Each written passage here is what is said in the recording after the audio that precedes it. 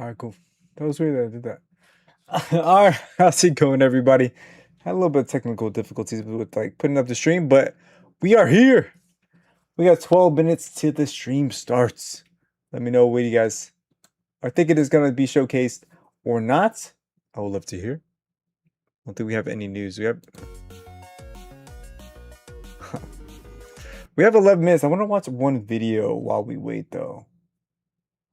So let's watch a little video, shall we? I don't know if I could put ads on this video or not, but we shall see.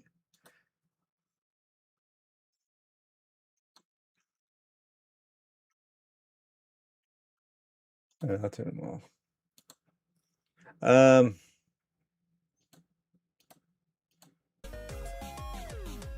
Oh, we're way behind.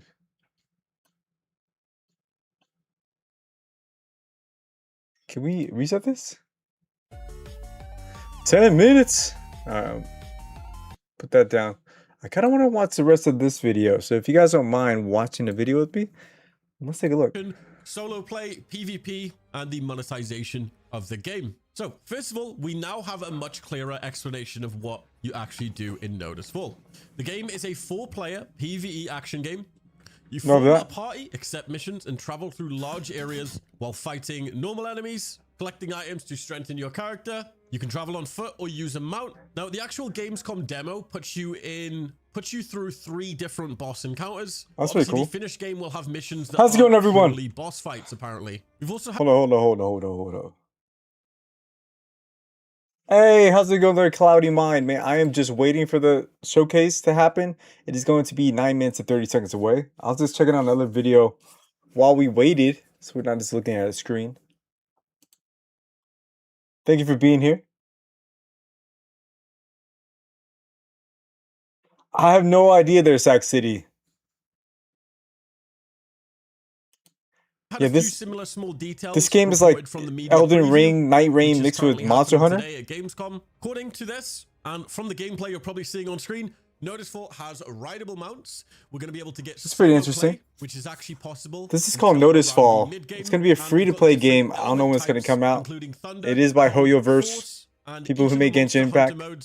Will have different difficulty levels. So supposedly no gacha. It basically sounds like this is a mission-based co-op hunting game. It doesn't really sound like an open world sort of MMO type game, which was to be expected. So early reports as well says that each class will have different branches, active skills, and passive abilities. It looks badass. Completely change its role. And yeah, in the actual gameplay itself, obviously the party are fighting monsters, but you can see in the bottom right the actual active skills, passive abilities. Oh, you get some skill. Yeah, it kind of seems more like a Night Rain. All the fights and stuff. Obviously, we get to take a look at some of the mount, just world exploration on the actual mounts themselves. Yes, this is obviously the clearest confirmation of Night Rain mixed with Monster Hunter. You can collect different ones, customize them, or even use them during combat. But it's handy to know that we're going to be able to use these for crossing the big open maps. Then we get to take a look at obviously the player hub or the social area, whatever you want to call it. This just looks like the player hub you would sort of go to in Monster Hunter to pick up quests, hunts, and chill in your player house. Blacksmith. So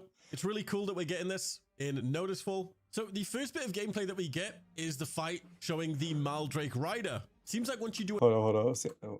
We got 7 minutes left.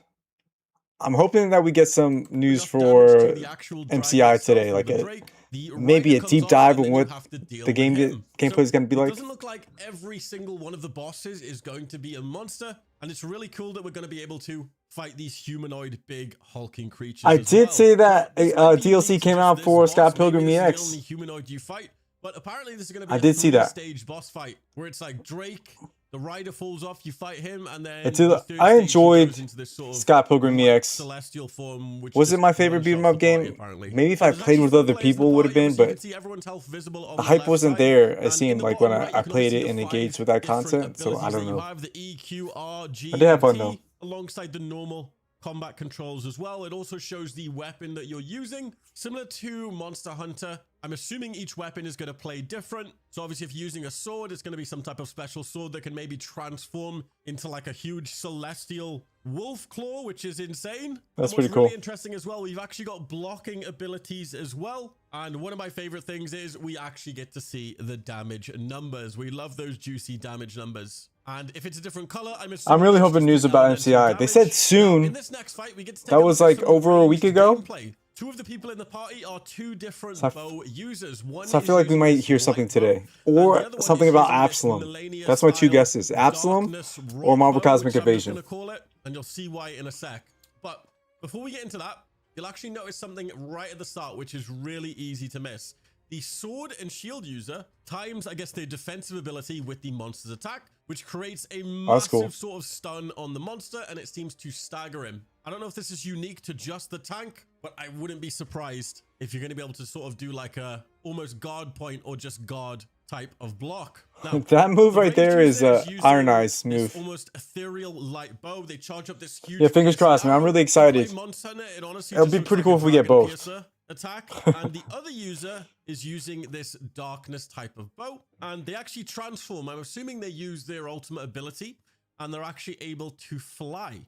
And this looks exactly like Melania in her like rot mode. But I wouldn't say exactly like. Of different attacks, you got different ranged abilities, and you can even charge up this really large red orb for a burst of damage. Now, not 100% certain if these two different classes are the same class. Maybe one is down a different skill tree, but they do seem to play very differently. Hold up. Oh, we got 5 minutes left. Dang, they're going right to the wire, huh? I thought it was going to start. Ooh, Marvel Cosmic Invasion. Or maybe it's just based on the weapon that you use as well. Now, towards the end of the fight, we actually get a better look at the party execution system. Now, we talked about this in my previous video, but it seems like eververyone has control. I feel you that on Quentin. I really hope that we hear something, man. I think it's the perfect time to push out a demo. I mean, like, they show, like, how the Doom DLC is going to work. And maybe, it looks like they'll showcase the DLC characters that are added to the game. Once you do it, it summons this like enormous Robbie, how's it going? Massive burst of damage on the monster. It doesn't instantly kill the boss, it just does a huge crap ton of damage. I'm assuming you cannot do this every single fight, and you need to build up some type of gauge to actually pull off these moves, but it is really awesome. A lot of the media said that the combat definitely feels a lot faster and forgiving than Elden Ring or Monster Hunter, despite those being very obvious comparisons. I feel like this game is Night Rain mixed with Monster Hunter. You need to fully understand the boss and your class properly. Now, as for with the ultimates and everything, PC is currently the only one that has actually been confirmed. There is still no release date for this game, a beta date, confirmation of PlayStation, Xbox, or mobile, and the project has actually been in development for 2 years now, despite how polished the demo actually looks at the media event. We did get to take a look at the PC requirements. Yeah, I'm really hoping that we're going to get that, brother. At least 16 gigabytes of RAM, an Intel 12 processor, or an RTX 4060. This is called Nodus Fall, N-O-D-U-S Fall. So there you go. This was on my last video I made yesterday about the 10 games I'm super hyped about coming from Gamescom. Yeah, Nodus Fall. 90% of Hoyoverse gamers are probably not going to be able to run this game, at least on high. Obviously, all the comparisons between Elden Ring and Monster Hunter have stirred up the community. Someone actually managed to find this clip of the From Software CEO basically saying how he met with the Hoyoverse CEO, and they did talk about the game. A lot of people were saying that this was him giving his like blessing or his grace, but I don't think he said anything like that. So yeah. There is a lot of comparisons between the two. We're seeing a lot of memes online. I think we're seeing a game like that come out, Cloudy Mind. In the game, and I forgot the name of that game. There's so many similarities. You look it up right now. Ignore it. Right, guys. I'm gonna. I think it's called like Boss something. Like I said, be sure to leave a like on the video, subscribe. Hold on. You're almost there, guys. All right. This is Nodus Fall. If you guys are interested in this game, it's gonna be a free-to-play game by the people who made Genshin Impact. If that pushes you away, they said that there's gonna be no gotcha from what they said, so we'll see when the time comes, but just a free-to-play game, no gotcha. I'm sure there's going to be a bunch of cosmetics that you could buy, but I guess they're going to go like the Fortnite route. We'll see. Also, that game, that Cloudy Mind, there is a game that's in development that is going to have that play style. I could try to look it up right now.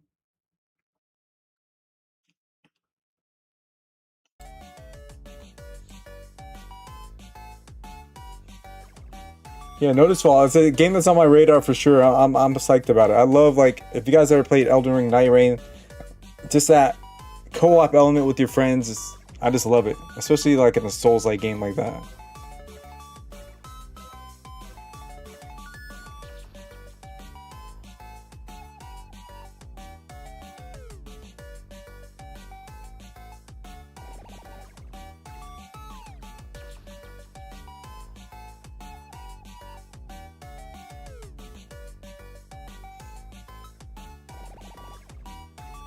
What was the name of that? Look at my videos real quick.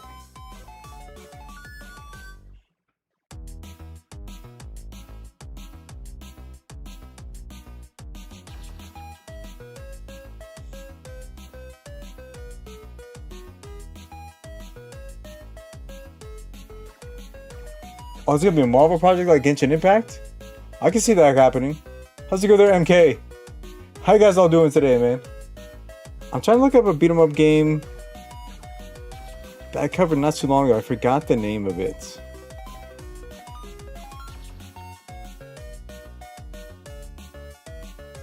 I think it's that far back. Oh. It's called Final Boss, the video game. I don't think we have time to check it out. I think it's over here.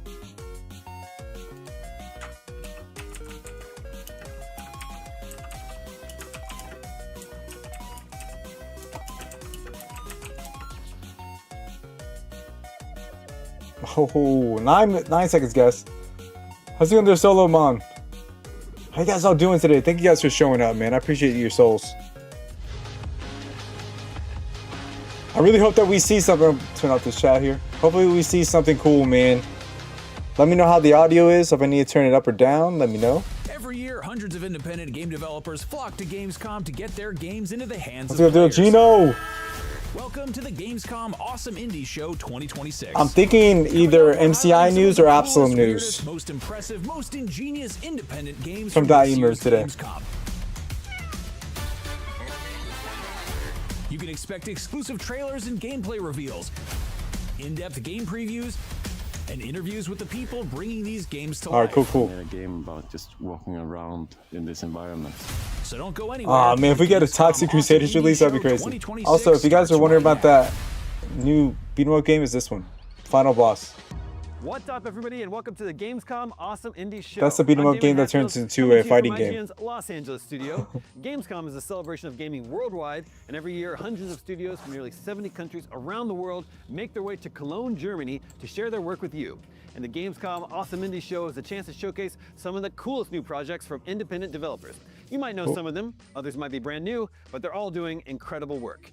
But like I said, Gamescom is an international affair, and the Gamescom Awesome Indie Show wouldn't be possible without all How's it of going, our teams Breno? around the globe working together.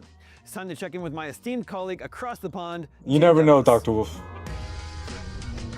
I really hope they did double Thanks, dip. Damon. I'm here in IGN's brand new London studio. Coming Hope up, so we'll be soon there, showing you Breno. a ton of trailers and dropping some exclusive release date reveals. But we'll also Final bring Boss you is some it. hands-on previews and talk to some devs about how these games came to life.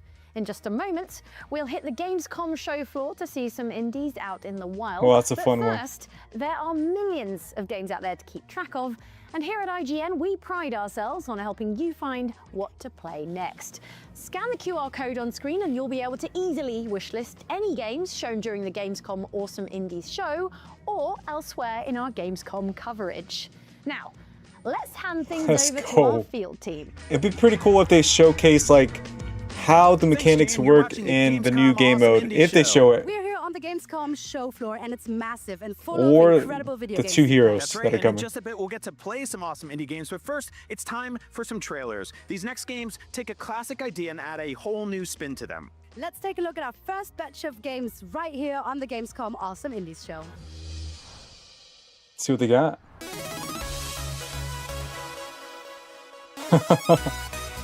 I think we want to know. I think everyone wants to know that. G-Nick.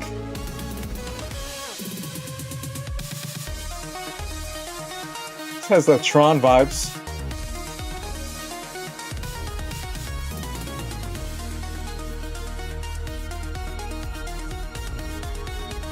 Oh, demos would be cool, man. That'd be pretty cool if they released a demo for the He-Man beat 'em up game. But we'll see if that happens. I don't know, man. my trust has dropped a bunch of that game.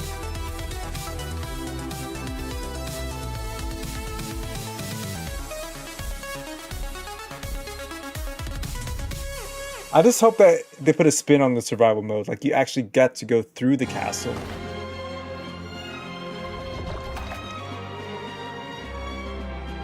Chrono script, eh?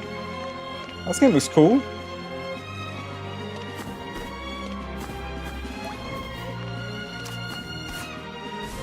I like in a book.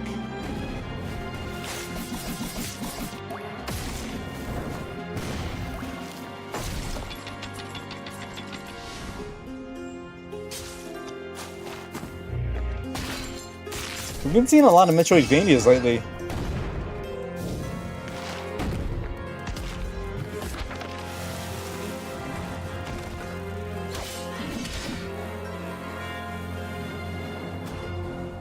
Yeah, if it's just like a stagnant, oh, playable demo now. The game look cool. Okay, little by little.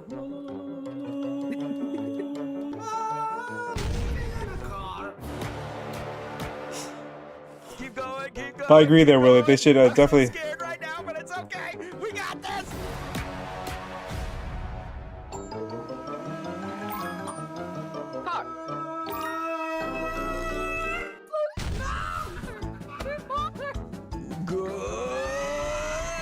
I think was it like 15 or something, like more boss. There's a ton of bosses in 26. MCI. It would be pretty cool because there was because Tribute, not Tribute, was it Daimu or Tribute put out a tweet that wasn't on the Marvel Cosmic Invasion like official page that it says journey through the castle. But then I checked back to see if it was on there, and it was like they edited it or something. So I wonder if they like put too much information out there at first, or if that was just simply a typo. But that happened. So I really hope that we actually get to go through the castle. This is no laughing matter. Among your offenses, you have been misusing company resources, destroying Doc's property. Yeah. Tribute, yeah, I was like, because it was different from what Marvel Cosmic Invasion's like official Twitter page said. On the job. Your personal improvement plan is to be a good corporate asset with a silly little face and tiny toe beans. Remember, the executives are always watching. These are some cat fans for sure. Thank you for listening. Your constant commitment to improvement will someday make you adequate. Wonderful! Now go be the best cat secretary you can be. What kind of games are these, man?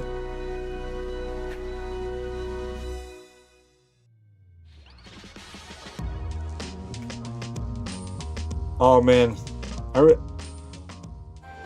really hope they put some time into it. That's why it kind of took so long to make this big DLC happen. Also, the same team was working on the DLC for Scott Pilgrim. The Matsuri Festival is right around the corner. So they've always been double dips, I believe. Has seen better centuries. Zapan gets to work.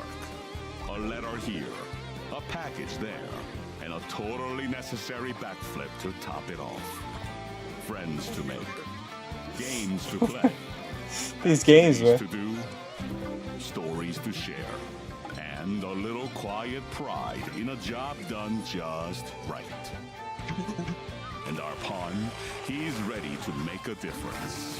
All it takes, one long summer. Game of the year? Hey, my bad. I mean, it could be someone's game of the year for sure, especially if they're huge cat lovers. Summer. Wish list now. Solving a murder, navigating complex, intersecting political philosophies, and making morally great decisions sounds complicated. You got a under cat game, ideal raccoon game. circumstances. But something tells me it's even harder when you're under lockdown in an apartment building on the eve of a world war. If you're a fan of Disco Elysium, keep an eye on this one. Here's Glass House. Glass House, eh? If, on a morning shift, you end up finding 3 corpses under your roof, what would you do? What would you do? You call the vassals. Nah, there's a war outside. They'd arrest you, out of caution. You solve the mystery. Good. You won't be alone. Your party are your flatmates. Though, can you trust them? No. Maybe you should run away. But how can you? The fiefdom of London stock is in lockdown. So, let me ask you again, comrade. If, on a morning shift, you find yourself trapped in a crime scene, what would you do? Yeah, he did it, man. He took him out.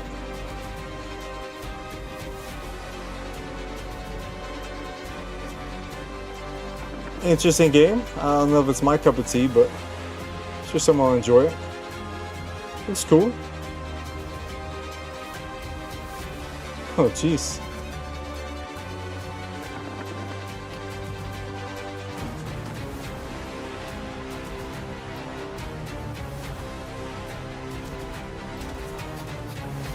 Oh, shanking him.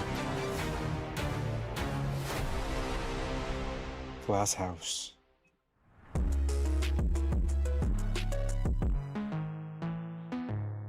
There's a spectre haunting the fiefdom of London. So we're getting a lot of this video game.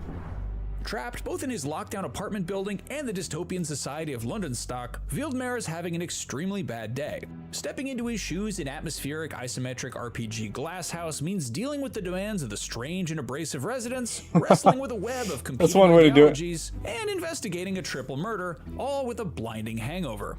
Between its political musings, bleakly funny setting, and human train wreck of a protagonist, comparisons with Disco Elysium are unavoidable. Glasshouse wears its inspiration firmly on its sleeve, but it's shaping up to be much more than just a clone.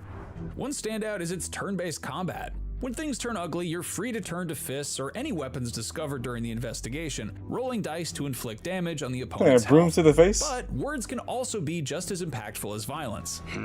While the enemy keeps swinging punches, Wildemar can deploy different styles of negotiation instead, ranging from aggressive to persuasive to subversive and more, to damage their threat instead of their health, gradually calming them down. In the process, their resistances and weaknesses to particular kinds of argument will be revealed. But you can't just keep hammering away with the same approach once you discover a crack in the armor. Using the same argument multiple times in a row lessens its effectiveness, and each can only be used a certain number of times total before it's exhausted. A clever debater Let's do a weaves card of that between fool. different lines of attack. How's it to going, wear the everyone? target down. The strength Well, we of get those some different news styles about is determined some by cool games Wildmar's today. political outlook. And some Instead of of Cosmic upgrading Invasion. traditional RPG stats with skill points, you invest points of view into ideologies, each inspired by real-world politics but reimagined to fit this strange world. Invest in the collectivist philosophy of holisticism, and the power of sensible arguments increases, while committing to capitalistic confucianism as the path to becoming more persuasive. Over the course of the game, more points of view are earned by musing on different political dilemmas thrown out by the world of London stock. Is the lockdown justified, for example, or an infringement on personal freedoms? Whatever your answer, you get to invest further in your chosen ideologies. Each particular combination even Future fighting confers its games. own unique title, like the philosophical They talk equivalent of a too. D&D class. Want to be a warmongering sophist? Well, better commit yourself to mixing colonialism and holisticism, the perfect build for somehow being the most reasonable guy in the room while also furiously berating anyone who disagrees with you. Of course, these decisions also affect what dialogue and choices are available while exploring the building, interacting with people and objects, and reacting to the director and the choir, the two voices in Wildmar's head that narrate and offer running commentary. Each ideology opens up its own possible courses of action based on how many points are invested in it, and every NPC has their own political compass too, determining how they react in dialogue and what weaknesses and strengths they have in a verbal sparring match. It's not just a load of empty debate though. Even outside of the thorny issue of the unsolved murders, there are all sorts of moral choices to be made. As deputy head of the condominium, one of Wildmar's first responsibilities in the game is to hand out the week's What do you guys think of this game? rations. Who gets a share and how much, however, is up to the player. They can be greedily This hoarded, seems cool, man. unfairly but distributed in exchange like I for said, bribes, not my cup of or tea of portioned games. out I would like according to apparent be drawn need. to And play. you better believe that those that go hungry will remember it. With resources so scarce inside the building, the game's surprisingly extensive crafting system is another key feature. Items gathered from unattended drawers and cupboards can be combined to make equipment like bandages, onion soup, and joints. These can be useful in combat, open up dialogue options in conversation, or in the case of lockpicks, unlock whole new The areas to housewives. snoop around in for clues. Altogether, these systems point to an experience that, behind all the very Disco Elysium-style dark humor and surreal world building, is going to be something a bit more mechanically varied than its obvious inspiration. It looks a touch closer I did to the not feel see of a that, man. I traditional wanted to, CRPG, only with fewer fireballs but I didn't and get to see it. authoritarianism. I haven't seen a movie in a long time, The man. formula and certainly What's wrong makes with it me? clear that Glass House is more than just an imitator. Now we just need to figure out which of the ideologies best justifies Last movie I went to go see unlocking every door in the was building and stealing everything that the like isn't nailed first down. 2 or 3 episodes when they had the Bleach, like the new season of Bleach announced, and then you could go see it in theaters. I did see that one though. It's time for more from the Gamescom. So not really a awesome movie, but like a show. And preview wouldn't it be cool of the first if 2 there episodes. was a game, a Metroidvania even, about a cannon that thinks it's a sparrow? Well, good The news, first 3 there episodes, I is. should say. Let's find out more about a game called About Cannons and Sparrows right here at Gamescom Awesome Indies Show. Follow me. You could play the He-Man beat 'em up game if you guys were there.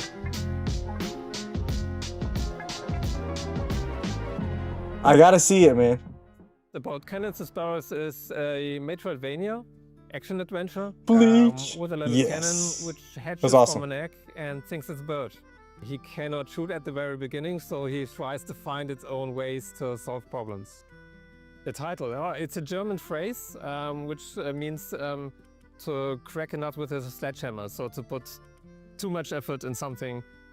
When I started a new company, I used to work like 20 years in the advertising industry, and this phrase was something I had in my mind when it comes to human resources and night shifts. Is that a and so cannon on. bird? And so we started to call our company, which we started About Cannons and Sparrows, to make things differently. Oh, it But is after Cannons a and while, Sparrows. We came up with the idea to make a game out of some visuals we made. I needed something which is a little bit more for me, a little bit more directly for the audience, and making your own product is something quite new to us. And yeah, this is the main reason to make something for us. This game reflects what we experience. So this is why you play this little cannon in the world and you're a little bit lost. You're And so you always think, okay, now I need to shoot something. You're always trying to go the easiest way, but the game is kind of stopping you.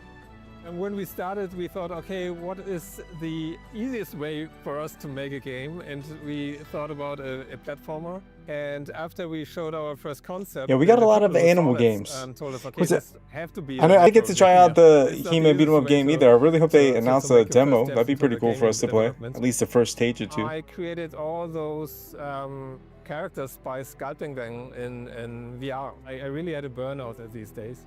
And I tried to find something which brings me back. And VR sculpting was completely different. It was like putting up your headset, being in a different world and just shutting everything down, and you're just doing something. And this brought me back into creativity. I think there's always some spark anywhere. So in my case, it was gaming. It was something I always thought of.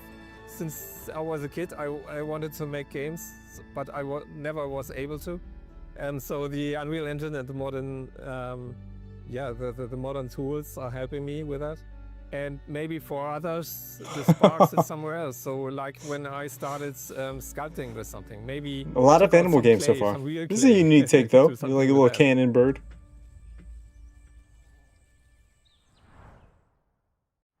I'm here with Nico from About Cannons and Sparrows, and I really, really want to play the game. Can I, Nico? Absolutely, yes. Yes, let's go. Let's see what it's all about.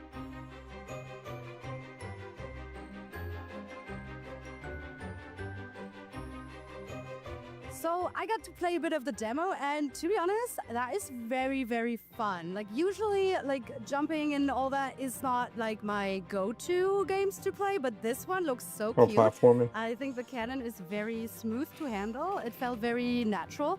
And also the game dev said that I managed to do a jump that most people don't succeed on the first try. So there's that. Oh, that'd be pretty cool, Cloudy Mind.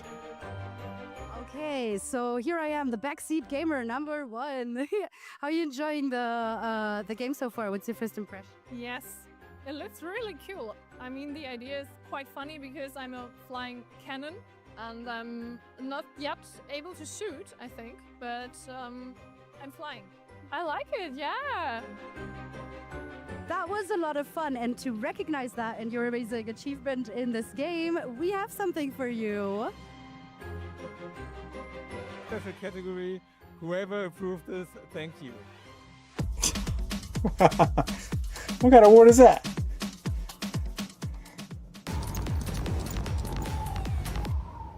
Oh, was this Far Far West?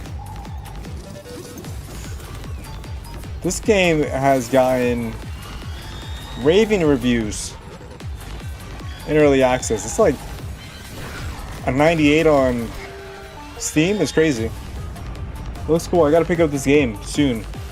And it's on sale for like $15.99 or something.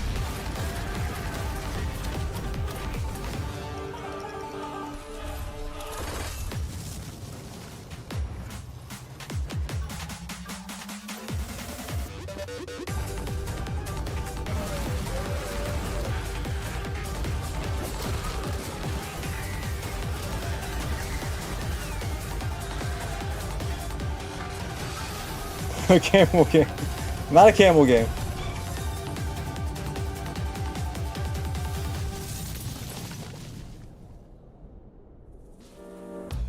How's that feel there, Quentin, for sure? One of the core principles of gaming is, of course, getting good. Sometimes that's the player's sole responsibility, but many games make that grind more fun through satisfying progression. Whether that's finding new items in a Metroidvania, unlocking new upgrades in a roguelike, or even just earning some XP and assigning some skill points. The next bunch of awesome indies are all about growing stronger. Take a look. Oh. Okay, I can get behind that.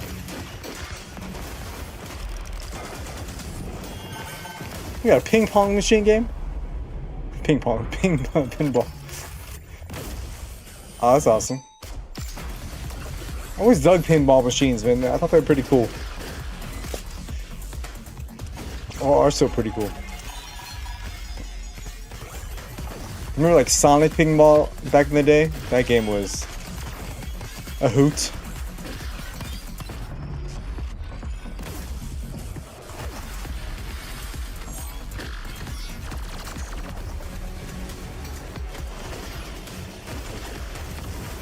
Pinball games, man. And he gets like attacked too? Definitely unique. And like how your movement is worked around the pinball machine. It was. Ooh. I think I have this game wishlist on Steam.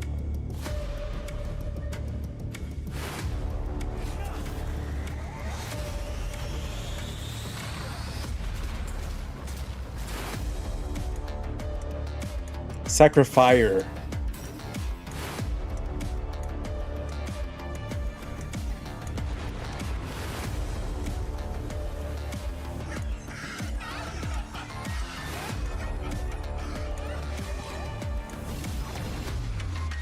Fights. I wonder if it's kind of like a ARPG mixed with a turn-based. I dig it. It sounds pretty cool. Sacrifier, which is now on Steam. Oh snap. Deadly Days Road Trip. A survivor like.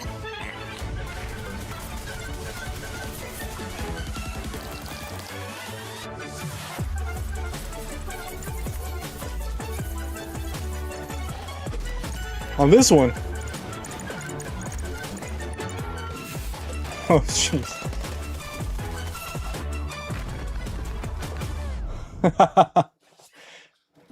That's funny. Long ago, there was balance in the world. Now, hunger has crept across the kingdoms. The roads are no longer safe. And in the darkness beneath the roots, a curse is spreading. We got more animal games, guys. We got a bunch of animal games coming. Kit, a snail game. Snail. You were not born mighty. You were not made for this. The Soccer Fire looks cool. But sometimes, the smallest of us must carry the heaviest burdens. We got a snail isometric RPG. Are you kidding me? String your bow. Take up your blade. There is strength beneath the smallest shell. There is courage Let's go. in the softest heart. Dan Barry. Face what waits below and restore what has been lost. Dead Roots. So I don't think it was in my bingo card to get this many animal games in one showcase.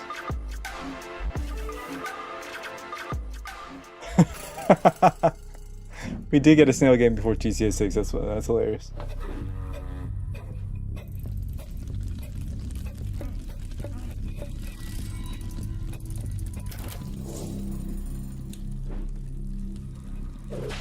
The Turbo movie was pretty cool though. I enjoyed that movie.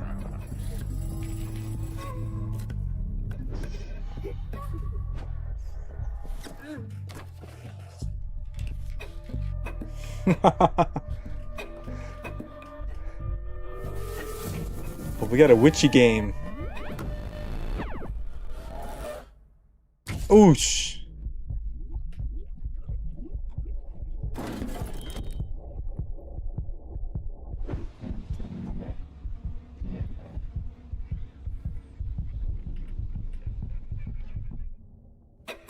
That map is on that dude's back?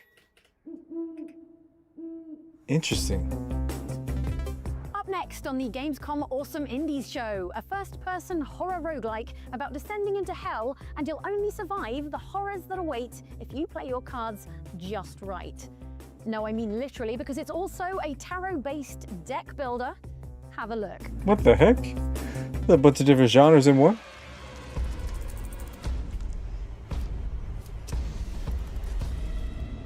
The path is dark. The infernal pilgrimage.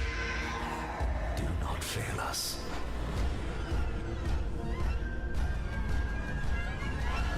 Another pilgrim, so fragile. A little firefly that plays with such passion. Your loss I'll savor over and over. Interesting.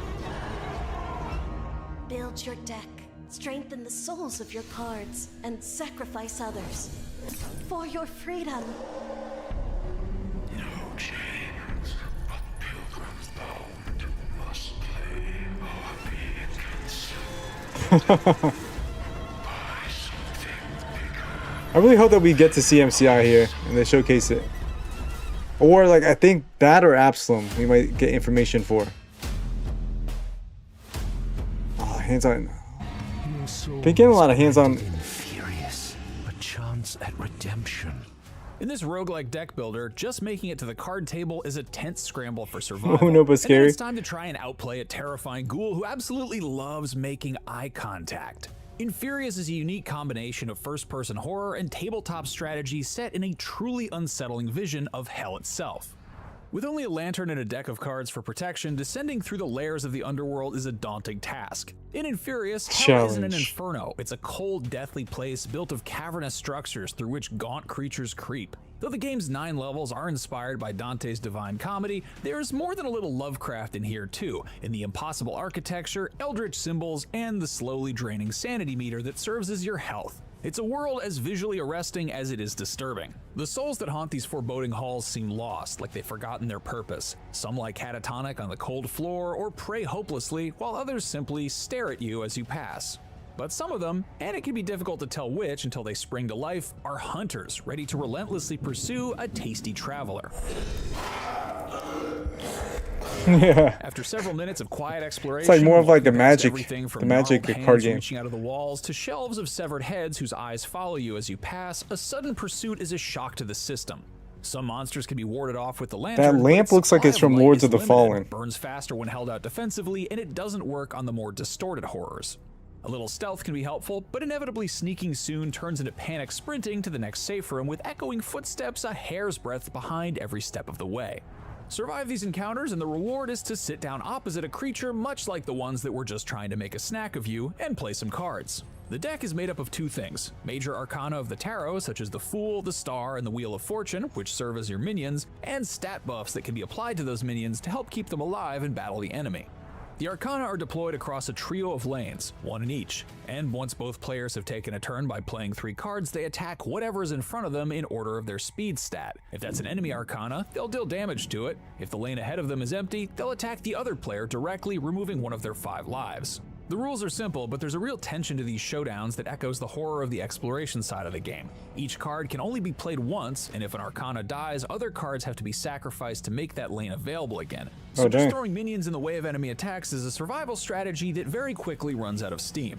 At the same time, if an enemy arcana is able to has stay a cool on the board for vibe. too I dig long, it. greedily gobbling up buffs, it can become effectively unstoppable. Anything put in front of it will simply die before it has a chance to get strong enough to even fight back. Preventing that in all 3 lanes is tough, and more often than not, winning the match is its own kind of sprint for survival. If you can't slay an arcana, you can only hope to outpace it, getting enough hits in across the other 2 lanes to defeat the enemy before they can take full advantage of their creation.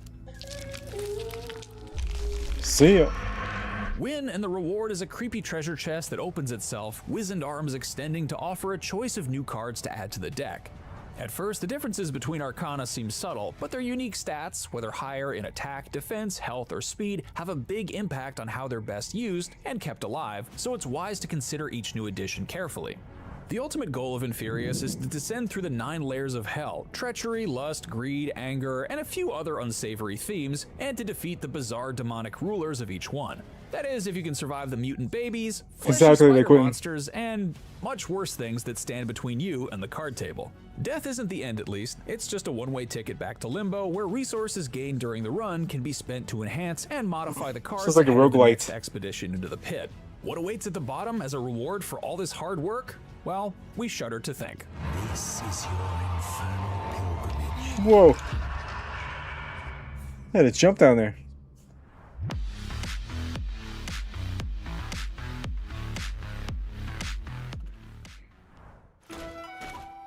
A new strategy game where 4X meets Colony Sim. Conquista. Lead your people in a living world and conquer it all. Explore, build, research, shape the future of your nation. Every citizen has a will of their own. Your decisions reshape the fate of the world. Got some cool, interesting games so far. Will you choose diplomacy or conflict? No 2 empires are ever the same. Forge your destiny. Conquista, Tide of Wills. Oh, okay. You're rocking with the Gamescom Awesome Indie Show. As you can see, there's a giant robot here at Gamescom, which reminds me of our next game. A fast-paced, twin-stick shooter, 9 rounds rapid, set on a futuristic space station. But before we play it, we'll hear from the team creating it, right? Right. And speaking of connecting with passionate members of the gaming community, Gamescom.global is the digital content hub you won't want to miss. Players from all around the world get access to streams, trailers, and exclusive content from Gamescom and the games showcased on the show floor, along with Gamescom's shows. It's amazing. And if you want to take up a fun quest yourself, check out Gamescom Epics, our interactive adventure where you can become It's crazy how we don't have E3 anymore, through man. the Gamescom verse. Across 7 chapters, new tasks, challenges, and loot await you. Check out Gamescom.global or follow this QR code. But now it's time for 9 rounds rapid.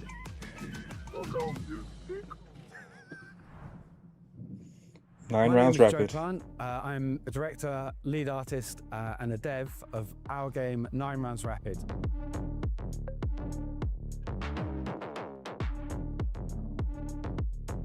In a previous life, I like was super, lead animator for whiteness Fatboy levels Slim and I'm through the roof. I have always been hugely inspired by games since I was a child. From the Amiga 500 days with developers like the Bitmap Brothers and Psygnosis, they've informed my sense of style and production from the get-go, and they've been a huge inspiration for me.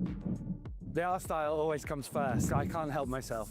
So I actually got the art style done first thing, kind of backwards. You're supposed to get everything blocked out and finished in that respect. So I did the art style first, and then we built the game and the mechanics around that. I've always had a very strong style, which I can't really escape. So it came out naturally. Nice. We're all hand painted, so it's kind of the hard way, but it's the fun way. So it's all designed, concepted on pencil and paper, and all the textures are made in pencil and paper. Then the 3D models are designed in 3D, obviously, and then we wrap those textures around the models in the 3D software. Then it's painted digitally on top of that.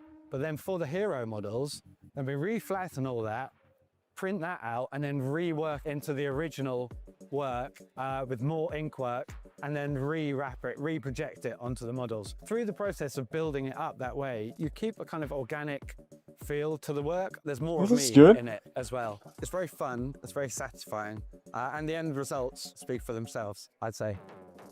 How has my past work influenced the work in this game? I would say everything's cumulative in my career, I feel. So everything's growing from the last job and the last job. I'm educating myself constantly and teaching myself and learning. It's informed by it all, we got some big thunder right here. From it. My advice to the next generation of artists is to believe in yourself and keep on going and put in the work and just do it. And doors will open. And oh, for sure, man. Love the art and just make it. You can tell he loves what he does. That's always a good thing from a developer. Especially one that's so like closely involved with it. And we made it to the 9 rounds rapid booth here on the show floor, and it's time to finally play the game. Let's go.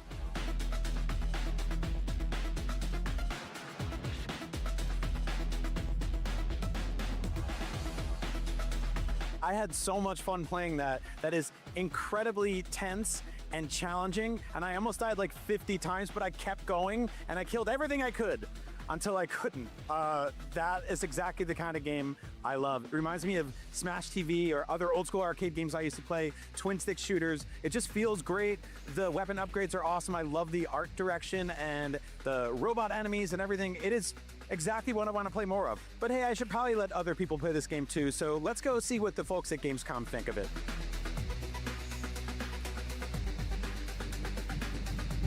All right, so you just played through the 9 rounds rapid demo here at Gamescom. What'd you think of the combat? Very intuitive, very self-explanatory. I had zero problems figuring out what to do. You aim, you shoot, you kill, and you move on, and that's what I like. Joe, pretty simple. We just want to give you this certificate of recognition. It's called Your Heartbeat Called. It's Concerned, which means it's very tense and challenging, and that really worked for me, so congrats. Thank you so much. We very much appreciate it. All right, before we go check out some awesome indies, here's a quick reminder of what you can expect from Gamescom 2026. I think it's tomorrow the last day of Gamescom? Or was today?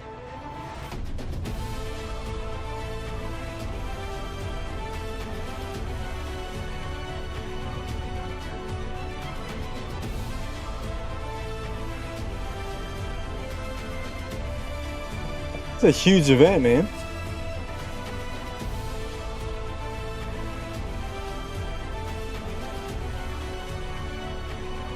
Oh, the 30th, okay.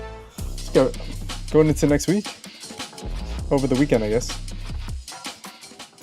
Man. If we see tribute games on there, man, I'll lose it.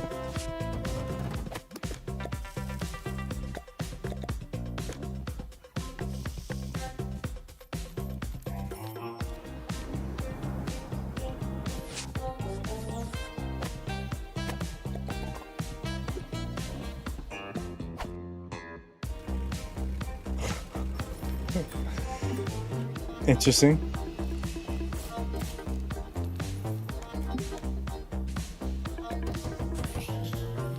So it's like to assembly line essentially.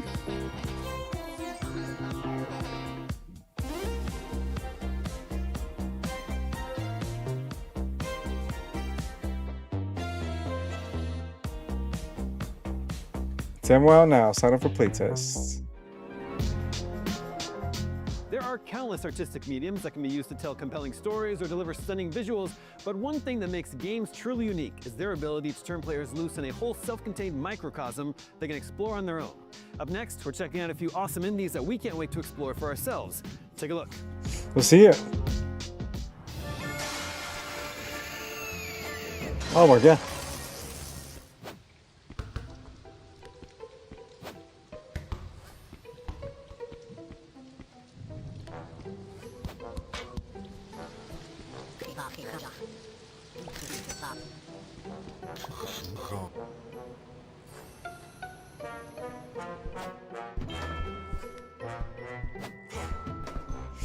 These games, man. Oh, isn't that? Oh, my boy got a taste. I'll put a break.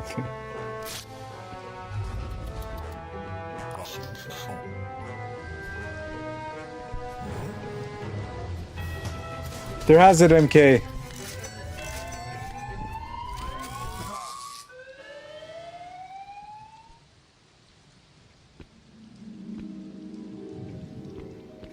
Go down the toilet? No way. My boy, Odd Town. Definitely odd. Come September?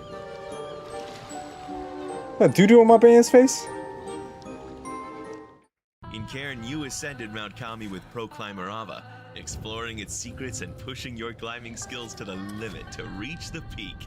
Now it's time to see how Ava and Marco train for the mountain in Cairn's upcoming free DLC, On the Trail. Let's go there, free DLC. It's time to climb as Marco. He isn't as legendary as Ava yet, but he offers a whole new way to play. He's a little less flexible and a bit shorter, but he compensates by tilting his body to reach distant holds. And it's even more impressive when a pro climber in training tops out on a project. And we have plenty of new projects for you. Discover the challenges set by legendary climber Otto Mondo. More bite-sized climbs still packed with the challenge and discoveries you expect from Cairn. Get started in a climbing gym filled with technical routes. Ooh, Doctor Strange. If they showcase anything on this this awesome indie show, that'd be pretty cool if they Lots of fun things at least show one like new character that's coming, and like, or either show some more in-depth gameplay on how the new game mode is gonna play. Like, Water solo a great choice for hardcore training.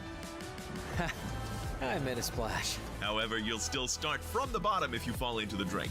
To preserve Cairn's survival challenge, we've introduced energy mode. Fantastic Four. I definitely see one of the characters from Fantastic Four making it into the game. So be sure to spend it wisely and try not to fall too much.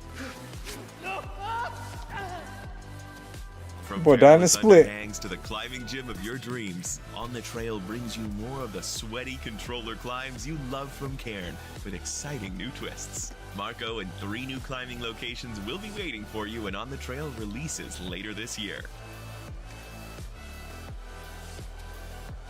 Cool. Oh, I say Cosmic Mischief. I got excited. Where our police have lost all dignity. Are you an actual cop? Sir, I'm a public safety officer. I enforce the law with kindness and vulnerability. What the heck? Where Feature, no diverse thanks. youth dress up like animals. We are the feral furries, the coolest kids in the Anthropocene. Oh no. What kind of game is this? Spending is out of control. We have universal health care. You didn't pay for it. If everything is free, well, then I'll take 10 euthanasias. What the heck? In a future where was I going with that? So what's this last quest list? Before you die, you have to eat a real steak. Hell yeah! Smoke a cigar. Appropriate. Oh no, for her. Oh, I miss Coke so much. Drive a combustion engine car. Ooh. Get into a fist fight. Oh, I always wanted to do that. Very interesting. Future. No thanks. September 3rd. Ooh, Dust Fade.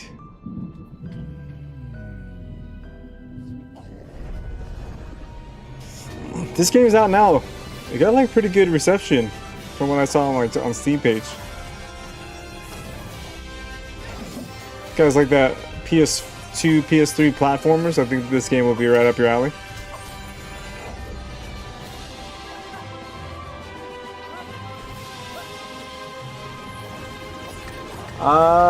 Michael, it started at 2. I don't know how long the showcase is going to be, if it's going to be an hour, hour and a half, but if it's an hour, it's getting close to the end. I won't leave without Lyra. I need to find her.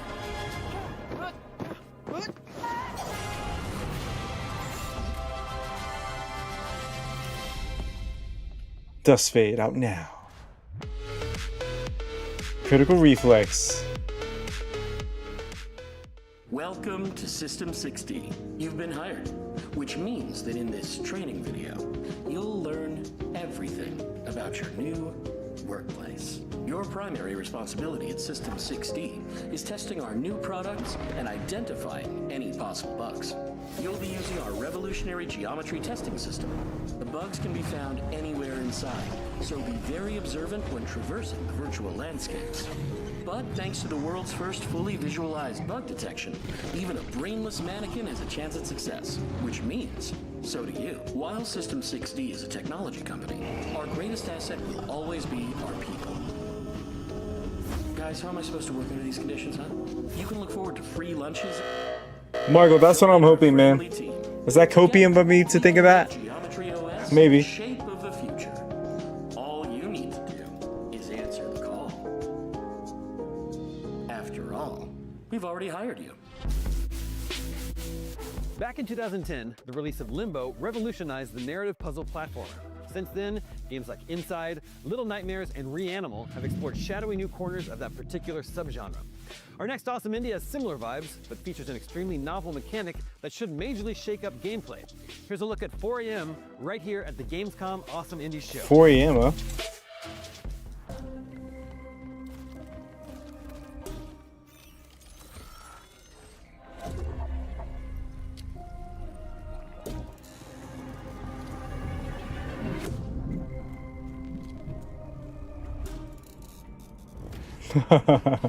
That's right, man. It'll be awesome if we get it. I'm not too sure, depending how long the showcase is, and maybe it's the last one that they show, but I really hope they do. I think it'd be an awesome time. Like a week ago, they said we're gonna get more information soon, so it's been what, around 10 days since that post was put up. So we'll see.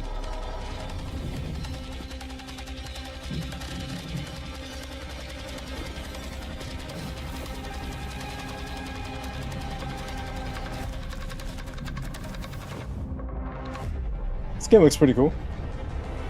No, train's gonna get you.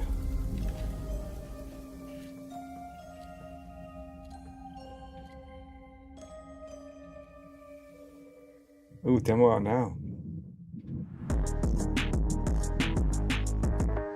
Ah, man, all these hands-on previews. Game looks cool though. I think this is the coolest one that we've seen. I mean, in this the dark second one we've cinematic seen that's stealth pretty cool. adventure, the key to staying alive is one unusual tool: the power to clone objects around you. 4 AM's bleak atmosphere and striking visuals draw inspiration from Limbo and Inside, but at the same time, this ability to copy and paste reality gives the player a much higher level of agency to find their own creative and unique path through the game. The name is certainly appropriate. You know that feeling of waking up at some ungodly hour, bleary-eyed and confused, and being spooked by a light passing by the window? That's pretty much the vibe of 4 AM. Protagonist Ayla is on the run, seemingly after having escaped from some kind of experiment or human harvesting system. The world is oppressively dark, but seeking out the light is not a good idea. Glaring beams indicate the presence of the regular Joe, I appreciate you. Force served by robotic headlamp-faced creatures out Hit that thumbs up button. But perhaps it's not all bad, because the yellow also seems to power Ayla's node, the strange device on her back. It's this that lets her duplicate items around her, and that's the key to traveling across this hostile world. It's pretty cool, like a little puzzler. Usually in this subgenre, the environments are just background imagery to shuffle past on the way to the next objective, with anything interactive positioned obviously in the foreground. 4AM's 2.5D areas demand more careful exploration because even objects far in the background are still a viable target to be copied. That crate lying forgotten in the shadows, for example, could be crucial to getting I can up see to a that high ledge. they're, Copy it, stack it where it's Jay needed, Flack. and Ayla's got a handy platform. As the obstacles get more It'd daunting, be pretty cool to see so the more X-Men. possibilities grow, Are we and going the to see that in challenges this don't have DLC? one Who correct knows? solution. With a full physics engine and the ability to copy a wide range GTA of objects 6. and place them wherever I'm not going to get GTA 6, man. players can find their own unique ways to progress. How many guys are going to pick up GTA? I didn't even pick up GTA 5. Planks, another might improvise a makeshift staircase of crates. The system promises to branch off in all sorts of unique directions as different puzzles and environmental effects present themselves. From changing the elevation of platforms by stacking them with heavy objects, to catching a crate on fire before placing it to burn away a barrier, to dropping a metal pipe between two generators to It'll be awesome if we get Gambit. I think that's the last. Are really intriguing. If they push out Gambit on this DLC, that'd be amazing. Is that gonna happen? Probably not. Of the yellow. Ayla's no match for hulking spider robots, so stealth and speed are key. Duplicated objects can provide something to hide behind, for example, and enemies react to sound and motion, so a crate dropped in the right place can be a clever piece of misdirection. What's really compelling is that at the same time that these elements grant the player much more agency than in other cinematic side-scrollers, they also seem to enhance the feeling of vulnerability. Instead of triumphantly finding the one correct solution, Ayla is always scrambling for an improvised way through, her wobbly constructions often collapsing behind her as gravity takes hold. When she escapes from a mechanical monster, it's by the skin of her teeth, sprinting for safety as stealthy plans start to fall apart. There's no sense of safety to be found here. Gambit would be Studying awesome, the man. environment for possible tools only highlights how vast and mysterious the looming backdrop is. Ayla feels tiny and defenseless as she scrambles past strange architecture. If they like and take along inspiration empty roads. from what they did with Marvel Cosmic Adventure, not Marvel, with Marvel vs. Capcom, like that sprite details of Gambit, I think is probably the best. I mean, we've seen thus far. If they take inspiration from that, that'd be with humans amazing. hunted by machines and held captive en masse in glowing pods. Does that suggest this is another tale of technology gone awry? And just as there's a focus on player agency in the puzzle solving and stealth, the narrative too is peppered with important decisions. As Ayla happens upon different events playing out in the world, such as discovering a cage full of freshly captured people like herself kept locked by a nearby device, she can choose whether to pass on by or to put herself in danger by intervening. Predicted DLC. What do you mean there, Bradley? It can sometimes feel like there's nothing new to see among Limbo and Inside's many imitators and successors, but 4AM makes one of the most convincing pitches of recent years. I know I've heard some backlash about it there, Jason J. Walker. I did say that that Cyclops was probably going to be in the first DLC, or at least in DLC 1. I didn't know there was going to be a DLC 2 when that was announced. Because if you look closely with Rivals and how Rivals is pushing out characters, like they're kind of all in the same like zeitgeist of what characters they're pushing out. I think Rivals is pushing out characters way faster. They're a bigger team, I believe. What?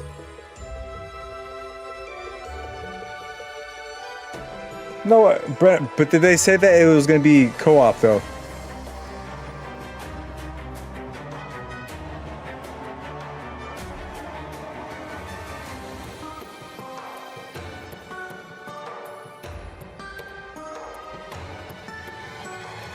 Proto Man, if they have Proto Man and Mega Man at the same time, dang, they need to put co-op in that game. That'd be so awesome. If you guys haven't played 30XX, play that game. If you guys are Mega Man fans and like a co-op feel in a Mega Man like game, and so many different modes in that game too, like a roguelike mode and traditional like Mega Man style gameplay, That's exactly you guys will love what it. our next game, Snow Tract, is all about. So let's learn more about how the game was made and play it ourselves. Let's get out of the sun and into the cold.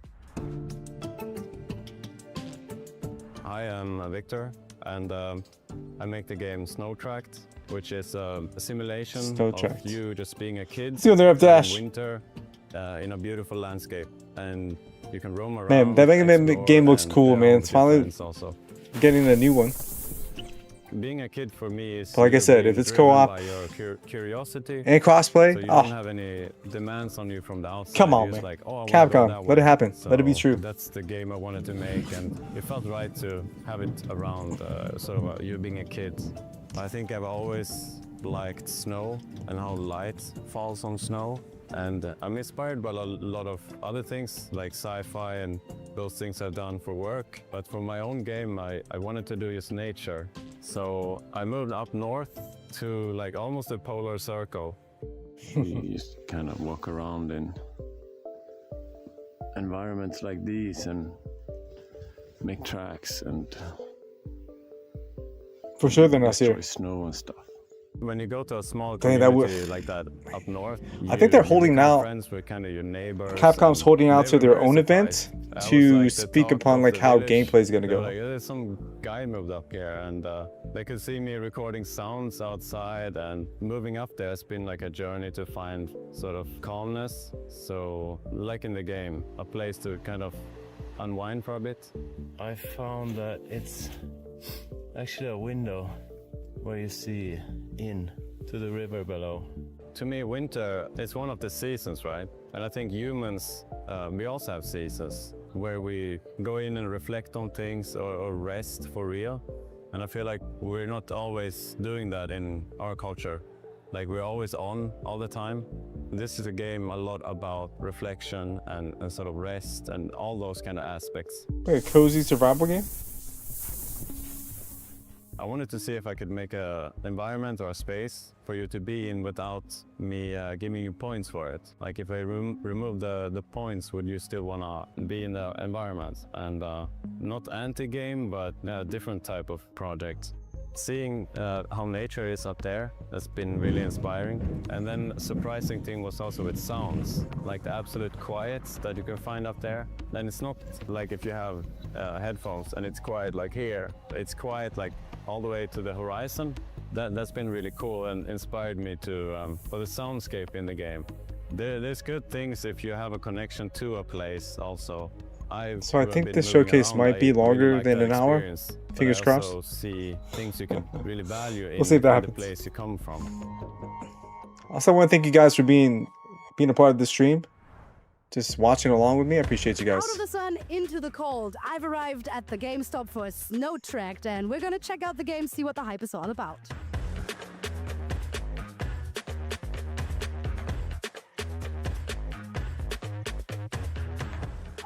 That was refreshing, so relaxing actually. Playing in the snow is a lot of fun, everybody knows that. And the problem is you get cold like really soon. So Snow Tracked takes care of all of that. No cold for you at home, but it's certainly a lot of fun walking through the snow, throwing snowballs, collecting things. It's giving a very wholesome vibe. Guys are awesome. You can keep playing. I'll just That hold is the true there, microphone. Flash. How are you enjoying this game so far? I'm figuring it out right now, but I think I'm gonna like it. Got it. And do you feel like a sense of like the game is calming or like relaxing kind of, or are you like stressed trying to survive in the snow? No, I think it's like more relaxed because it's more like a base builder. So yeah, I can relax right now. Awesome. So if you look for a place for some quiet in the Gamescom, then this is where you should go. What a charming and very calming game. We have a bit of an appreciation for you. I appreciate the Dash. I feel really honored. When will the game be available to play, or like Means maybe a lot, demo? man. Or? I think this winter, but definitely. Herschel, not yet. We haven't heard any news about it yet. You're We're- welcome. we're- And yeah, I loved playing this Patiently game, waiting, and I I gotta hope say. you guys check it out as well. Keep watching the Gamescom Awesome Indies show. Oh snap.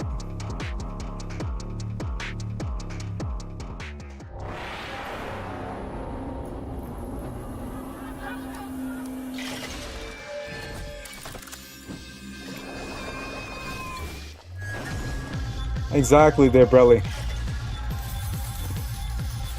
Especially now with the accessibility to do it is so like easy to achieve.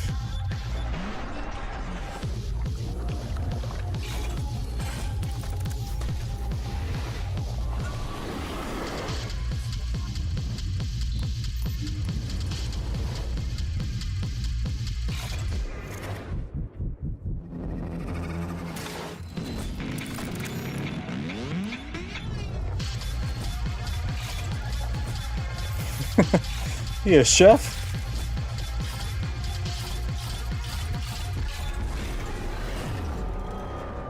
Sated.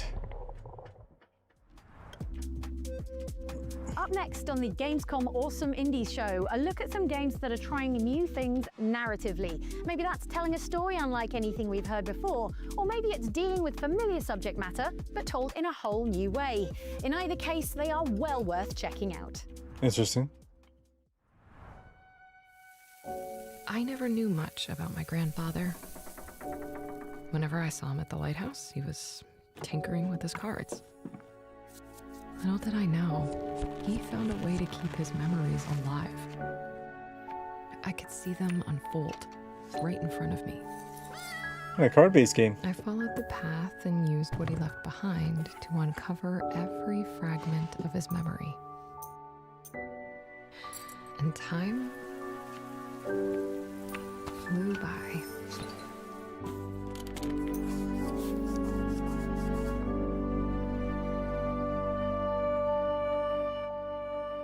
All these stories made me feel like a child again. I'm glad he kept them for me. Narration is pretty good in this game. Wherever he is now. Taking memories.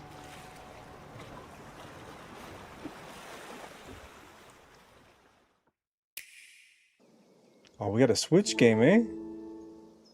Book Nook.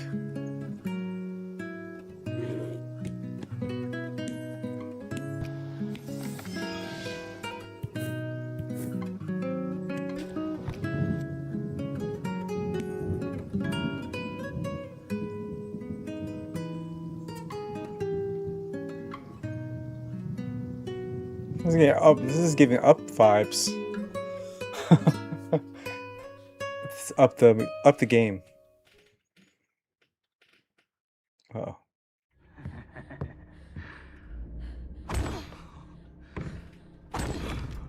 Fields of Calamity, eh? Oh, jeez.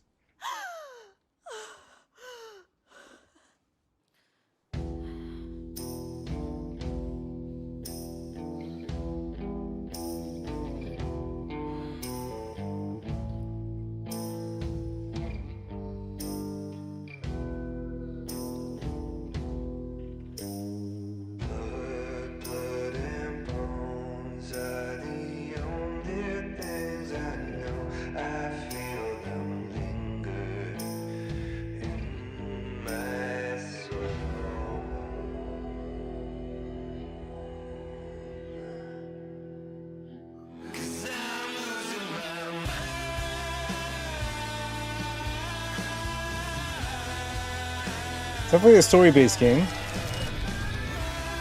Some Control vibes.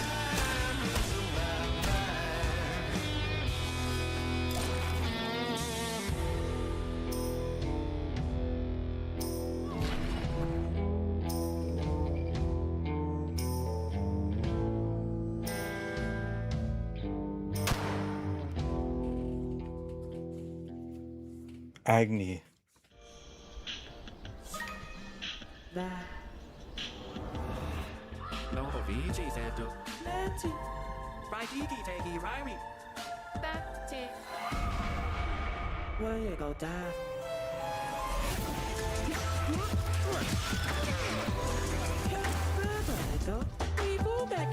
I did not expect this game to turn that way. That was pretty cool, ARPG style.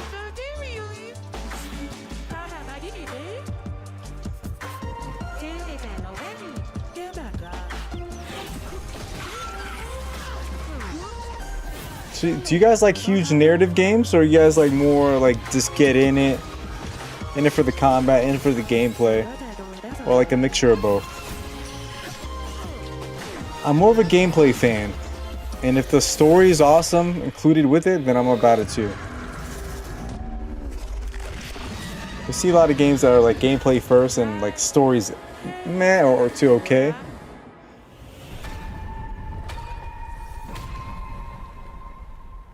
They definitely took a turn with that combat.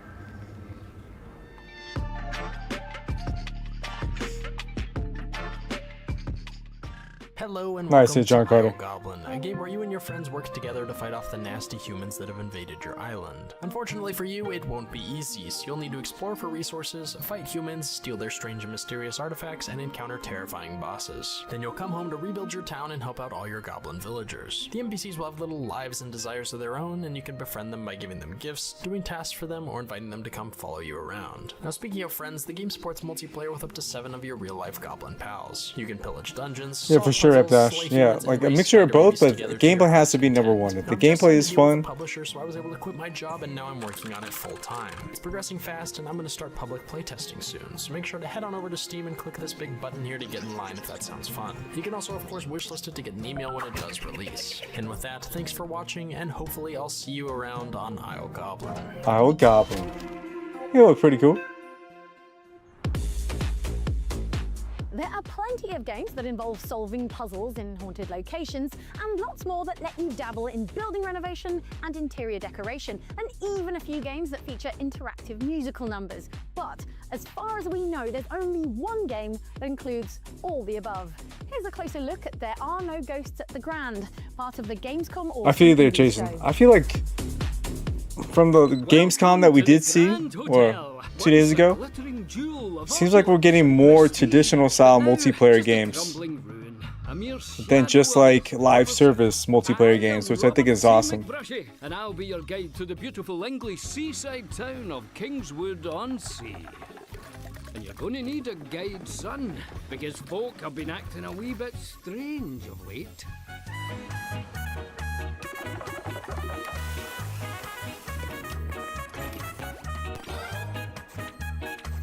Every room I clear, the more of the hotel I unlock, the more the house seems to be coming alive.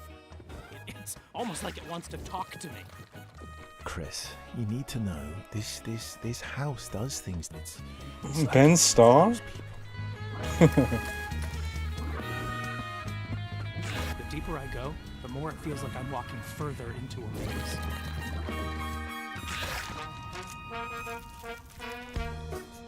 There are no ghosts at the Grand. Interesting.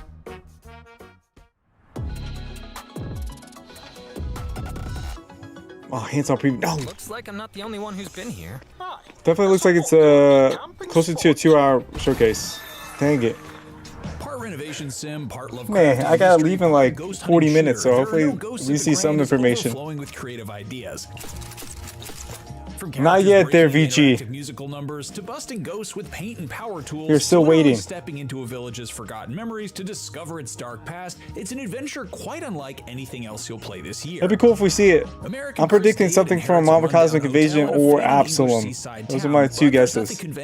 Predictions about what's gonna happen. The building to its former glory. Rather than using paint rollers and a power drill, David is handed a set of high-tech decorating guns. They even come with a cheerily How's it onboard going there, Johnny Roche? to tutorialize the process no matter how much he Happy protests. freaking The Thursday, sandblaster everybody, scours too. away old wallpaper, smooths rough surfaces, Appreciate and you- obliterates appreciate you guys unwanted being here. furniture. The power spray can instantly apply a new coat of paint to a room and somehow even shoot out wallpaper and new floorboards. Objects can be moved around with the furniture, which can also instantly summon up everything from beds to chairs to pianos, and the turbo vac sucks up any loose debris, from fallen leaves to bits of broken furniture, and where needed, ejects it back out again too. With such an impressive arsenal, renovation is quick and easy, especially with how forgiving the game is of the little details. It'll automatically fill in the edges of a wall once the majority of it's been painted, making for a pleasingly gentle experience that's simple, but with plenty of room for creativity. Certain rooms and areas offer a specific set of challenges to complete, such as fully I clearing feel you the that on debris, BG. putting up a fresh coat of wallpaper, and fixing all the wonky hanging Roche, portraits. Roche. There's pleasure to be had in Johnny carefully Roche. picking over the room, searching I'm for doing all well, the little man. elements that need fixing. But equally, if you're feeling less patient, each gun has I'm excited a to see scanner what that highlights happens in this objects you still need to showcase. use it on, allowing for a We'll quick see. speed run through the tasks instead. There are even little puzzles to discover and solve as the decoration work goes on. A set of seasonal paintings, for example, offers a reward if rearranged back in the right order of spring through winter. But beyond the hotel, there are much bigger mysteries in need of investigation. Progressing through the story means meeting the colorful locals, exploring the village and nearby islands, and getting to the bottom of a supernatural mystery involving ghosts, Lovecraftian monsters, and an eerie black slime. I think I've discovered where It's like Pressure Washer Simulator mixed with Luigi's Mansion? It's not leaking straight Maybe? from hell. And the best part? Much of it is delivered in musical form. Exactly why the local inhabitants are so prone to bursting into song, we couldn't tell you, but it's a charming way to learn more about their personalities and the village's plight. Thankfully, the musical numbers don't grind the game to a halt, often accompanying the action rather than simply being a cutscene. You even get to join in certain parts, picking dialogue choices that both change the lyrics of the verses and affect how characters feel about you. It's a musical too. It's not all song and laughter though, and soon things take a darker turn. During a trip to an island that could be the source of the black goo, David gets stranded, and though the decorating guns are handy for creating a comfortable camp, when night falls, the supernatural I feel you on that, creeps in. Michael. I hope that we get something, man. Follows David and reveals it can talk in an Australian accent because why I really not? hope so. Sorry about that, mate. I'm just looking for the dunny. While ghostly figures waver in the air and strange monsters emerge from the shadows. It can be genuinely unnerving despite the game's otherwise cozy feel. One sequence involves a swarm of creepy shape-shifting chairs which could change the way you look at furniture forever. It's right about now you realize how versatile the decorating guns really are. A leaping monster can be put down with a shot from the sandblaster, while an invisible spirit needs to be sprayed with paint to be revealed, and yes, of course you can suck up ghosts with the vacuum. Yep.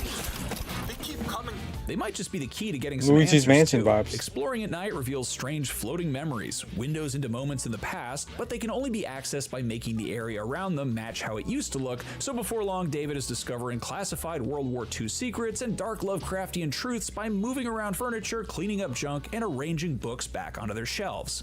A tidy up and a fresh coat of paint really can solve any problem then, and as the game progresses, that philosophy is applied across the whole village, and you're tasked with renovating shops and residences all around the semi-open Saints world. tour looked pretty cool. Everything in I wasn't the its place, biggest, including like I didn't get too much into like the Rock Band because I never owned like the guitar and stuff like that. But when I went to a friend's house, I played that. One of my buddies had like a drum kit, 2 guitars, a microphone. I was like, dang. Rest in the living waters. Oh, this game's cool. Fear the word and rejoice with trembling. Where are we? Being and Becoming. I think there's a demo right now on Steam if you guys want to try this game out. It is the faith that betrayed us.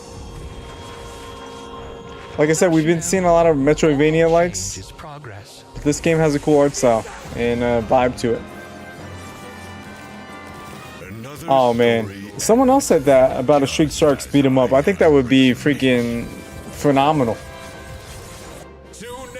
Maybe you could play like how could it play like Battletoads maybe? Have that like Battletoads feel? I think it'd be pretty awesome. Every step of the way. The retro area at Gamescom 2026 is full of nostalgia, and up next is a modern retro game that not only celebrates our love for classic gaming, but Oh, we're also getting- has its own little secret. Getting to the We're heading retro the areas. Gamescom indie area to check it out, but before we get there, let's learn what this retro For sure, they're world really- with a twist is all about. I was inspired to make this game by a very personal story of mine. Growing up, Oh, this is Dungeon Lurker. This game is cool, The y'all. way that we shared our time together was playing video games. Every weekend, we'd rent a new game from our local Rogers Video or Video Update, and that was just what we did. It's what we talked about. It's how we built our friendship. And unfortunately, shortly after high school, this friend of mine, he passed away. He got ill. There was really not much we could do in the time that we had. And about maybe 10 years after that, I was back at my parents' house and I was going through my stuff in the garage, my old stuff, found my old video game consoles, and I started hooking them up and playing them just for old time's sake to see what I had, go down memory lane. And his save data was still in those games. So Nice. that idea of his, what I call the digital ghost, was still living in those games. And I felt that that was such a uniquely modern form of grief. So I wanted to make a game about this idea of digital ghosts and what happens when we revisit the past through the lens of these video games that we may have shared with someone who was important to us. The idea of this game is that you're actually playing someone else's copy of Dungeon Lurker. This isn't your copy, this isn't your game system, this isn't your space, but you're revisiting the memories that you shared with someone who had it. Even in ways that probably won't matter to people, it's all pulled from my experience of digging through those old memories. That's what that whole basement setup is. It's an old TV that really a whole setup that just hasn't been touched since the 90s or since the early 2000s. And I really want players to feel like they're, even in a slightly uncomfortable way, they're digging into someone else's life through the lens of the games that they played, the media they consumed, whatever it is. We went with a very action-focused, roguelite kind of experience because I love action games. It's really my bread and butter. It's this game's on Steam if you guys want to try out the demo. As well. Demo's awesome. Sword being a big influence there. But also we want players to really feel invested in the game world. Really drawn in to a point where they might even be totally taken off guard or surprised by what happens with the rest of the game. When a game has an overarching meta-narrative, sometimes the gameplay can be very simple because it's more focused on the story. And we want a game that you can really sink your teeth into. It's got pretty intense, more methodical combat. It's a little more arcadey in its design. The story here is really what inspired it, but we're very passionate about the design and the game experience on its own.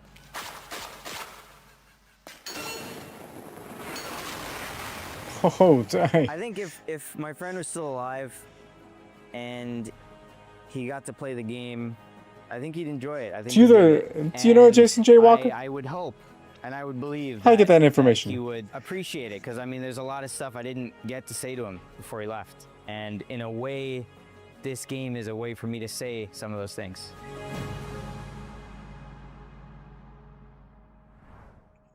Yeah, Briley Ghost, that is a must-play game, man. Dungeon Lurker here on the Gamescom show floor, and it's finally time to play it myself. So let's do that.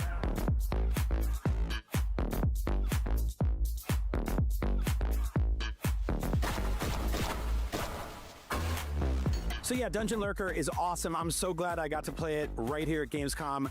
The art direction is so cool. The combat is really fun and challenging, and it's packed with secrets that I just love. Little Easter eggs from that era. Being able to pull out and see the living room and flip through a manual that has actual handwritten notes in it just reminds me of the era of video games I grew up playing in with my friends. So it just makes me really happy that this exists. I cannot wait to play the full version of Dungeon Lurker. Well, that's what I thought of Dungeon Lurker, but let's find out what someone at Gamescom thinks about it. So Bjorn, you're playing through the Dungeon Lurker demo right here on the Gamescom show floor. What do you think of it? Oh, it's fantastic. Like, it has really great beat 'em up influences for an action I game. haven't there, Briley. That'll be cool to go one time, man. If I get the opportunity to do so, I'll definitely be up for it. I'm a huge fan of the sort of very crunchy, grimy pixel art aesthetic.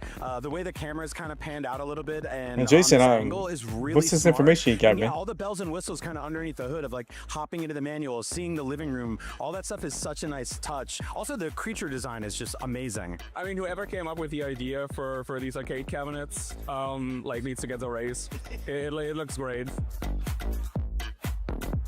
Alex, thank you so much for having us here and letting us play Dungeon Lurker. It's awesome. We actually want to give you a special recognition. It's called Watch Out. This one's got a secret, and I think it has quite a few, in fact. Yeah, definitely. Thank you so much. Thank you so much. Awesome. Well, thanks for having us, and we can't wait to play more Dungeon Lurker. Give it a hint. And those are just a few of our favorite awesome indies here at Gamescom, but there are so many more games here. As you can see, tons of gamers are on their way to play more awesome indies. It is a game that will be added to, like, with the DLC number 2 or like the future. On those awesome indies. Thank you so much for watching the Gamescom Oh. Awesome Indie Show, and we'll see you on the show floor. Is that it? No. They baited me. They baited us. I got too hyped.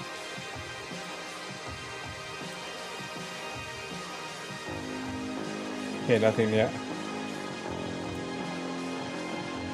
Oh, are we seeing more?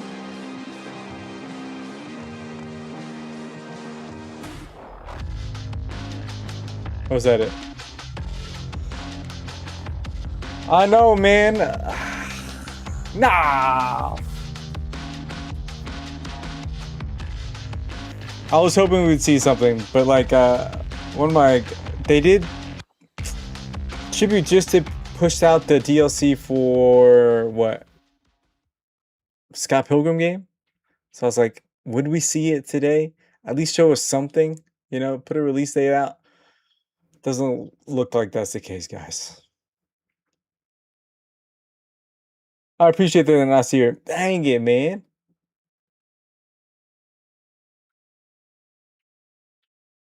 Disappointed in my day is ruined. I didn't have my hopes up like 100% that we were gonna see anything today in this showcase, but I had hopes, and because we saw the original one in a showcase. I forgot what showcase that was. Was it either like a Nintendo showcase that we originally saw, the Marvel Cosmic Invasion one? Dang, all we have is this to go through. I can't even go to it. Dang it, man. We still have this 7-second clip. That's it. Nah. All right, today we're in Aalst, in Belgium, a place called Mr. Oh, Spaghetti. beard meets food, man. Instant crash. No, VGR, man. Dang it, man. I didn't expect anything crazy or anything from Marvel Cosmic Invasion. I had hopes. My copium was high that we would hear something today, but maybe next week. What is it? Monday is the last day of August, correct? So, regular Joe. Dang it, man. I guess we can, man. I was hoping like at least we get maybe the characters that are coming, but maybe they want to do their own little showcase.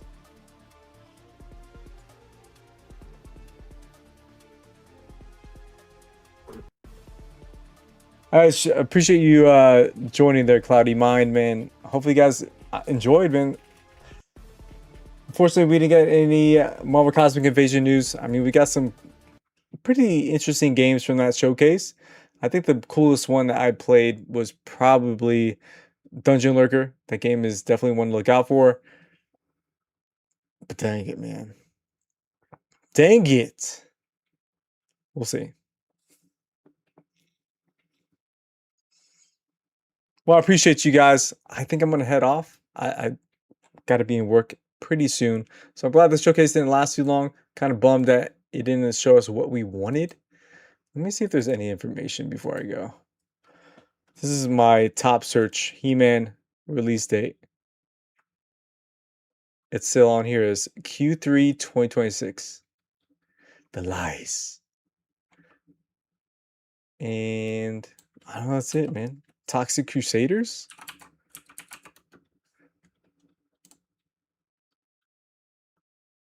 Dang, it doesn't have a firm release date yet. That's what it always says. See there, Johnny. Thank you guys for joining me. Thanks for being a part of this stream. I appreciate you guys' souls. As always, I'll keep you guys updated to any information I get on whatever cool game comes out, especially Marvel Cosmic Invasion. I think we're all excited about that one. I think DLC 2 is going to be a big one. We'll see. Let's watch. I didn't see the Scott Pilgrim EX DLC trailer because I just saw it today. I haven't been too in touch with the Scott Pilgrim EX like DLC. Is this your car insurance premium? This? This?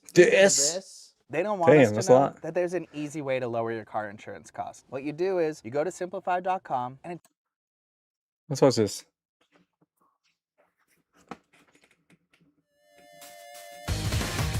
Did you guys pick up Scott Pilgrim EX? Because I feel like a bunch of my audience didn't do it.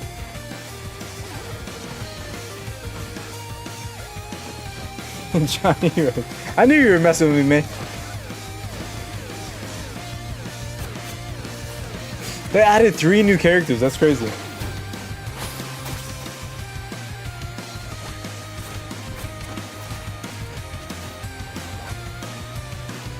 So you gotta keep in mind, Tribute was working on this DLC and the Marvel Cosmic Invasion DLC at the same time.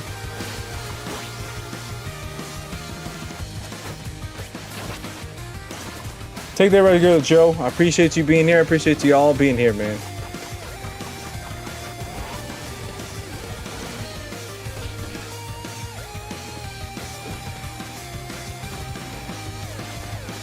The Walking Dead beat him up. That can't be a thing, is it?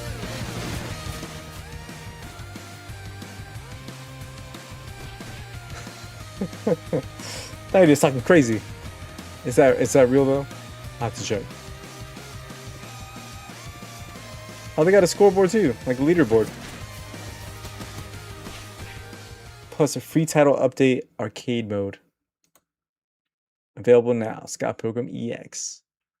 Pretty cool, man. I don't know if I'm gonna pick it up. I wasn't too enthralled by the original game or the X version, so I don't know if I'm gonna pick it up, but we'll see. Alright guys, thank you for being here. I appreciate you guys' souls. Is it real though? Okay, I thought you laughed. There can't be a... There's a Walking Dead beat 'em up? No way. No way. I don't believe it. Oh, this one. What the? There is. There's a Negan? Well, hold on. We're gonna get...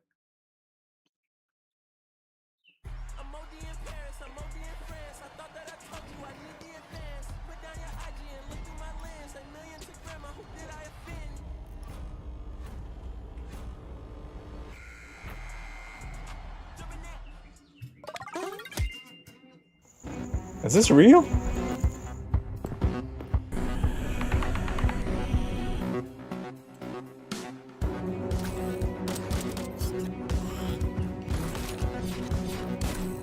Interesting. They got Daryl.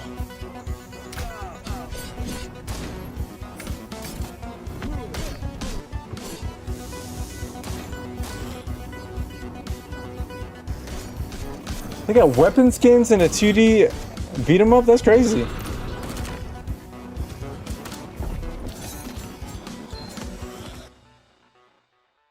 Walking Dead, Streets of Survival, September 18th. Pre-order for digital. What the heck?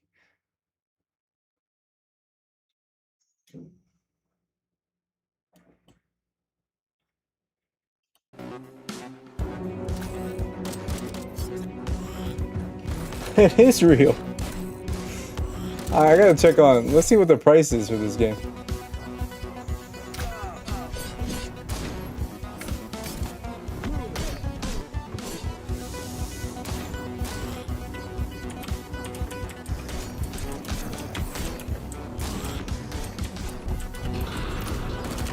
Choose to survive. Oh, there's a demo too?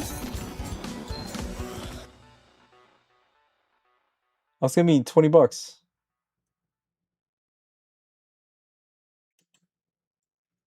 Interesting. I'll have to try out the game, see how it is. Alright guys. Thank you for being here. I appreciate your souls. I'm out of here. Maybe we'll get some more news about Marvel Cosmic Invasion maybe at the end of this month on the 31st. If not, we'll have to wait till September.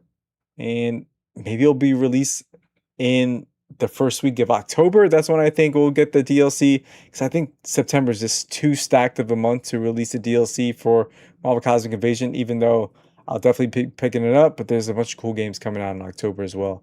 But we'll see. Thank you guys for being here. Over 2,000 of you guys dropped in to check it out. I appreciate your souls.